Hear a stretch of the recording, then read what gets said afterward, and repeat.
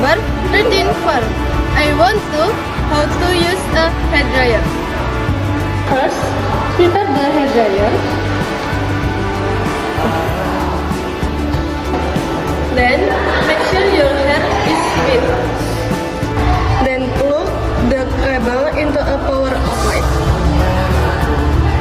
Next, turn on the hairdryer by pressing the on below and choosing the right temperature.